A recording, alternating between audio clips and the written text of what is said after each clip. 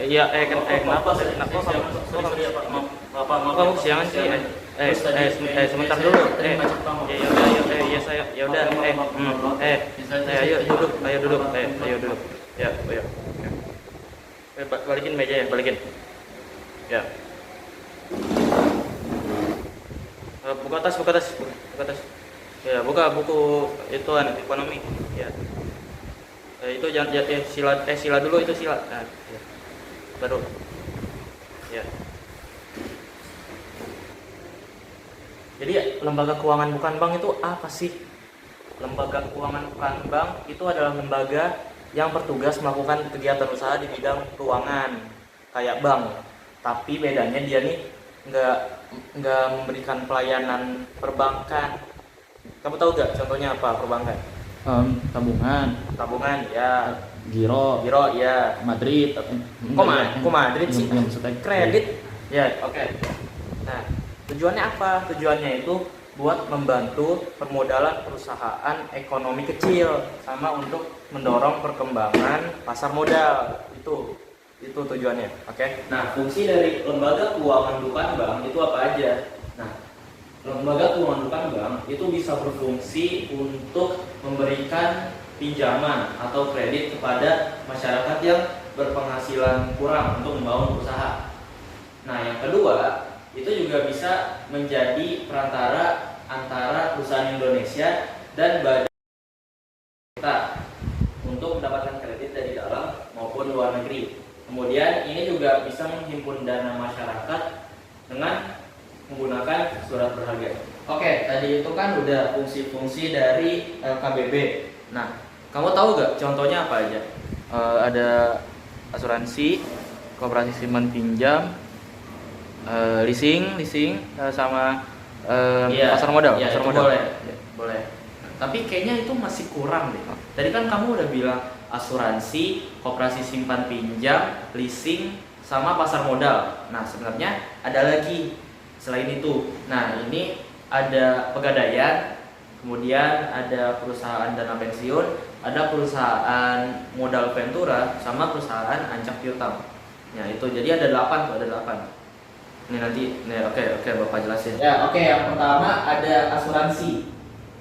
Nah, jadi apa sih itu asuransi? Jadi asuransi itu kayak perjanjian antara kamu, yaitu yang tertanggung, sama perusahaan asuransi yang menanggung. Nah, fungsinya apa? Jadi buat menanggung kerugian atau suatu kecelakaan yang terjadi, suatu kejadian yang tidak terduga. Contoh, misalnya kamu lagi naik motor, terus tiba-tiba kupluk.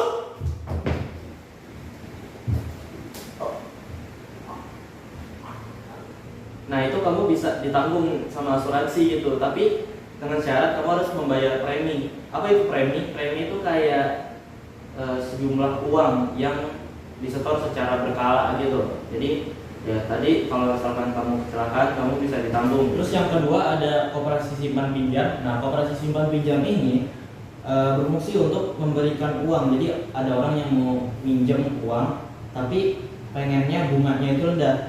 Nah, itu bisa buat orang-orang yang pengen uang buat contohnya membangun usaha tanpa prosedur yang ribet-ribet gitu. Nah, kemudian ada 3, leasing. Nah, leasing ini bukan yang di kamar mandi. Nah, leasing ini adalah kegiatan menyewakan barang ke orang lain. Jadi leasing ini ada 2 jenisnya, yaitu ada finance lease, yaitu bisa membeli barang setelah masa sewa berakhir, dan operating lease, yaitu hanya menyewa barang tanpa ada hak untuk membeli barang itu. Nah, peran-peran dalam leasing ini ada 4. Yang pertama ada lessor, penyedia sewa, lessee, yaitu penyewa, kemudian ada supplier, penyedia barang, sama asuransi, yaitu perlindungan terhadap barang apabila rusak atau terkendala. Nah, kemudian yang keempat adalah pasar modal. Apa itu pasar modal?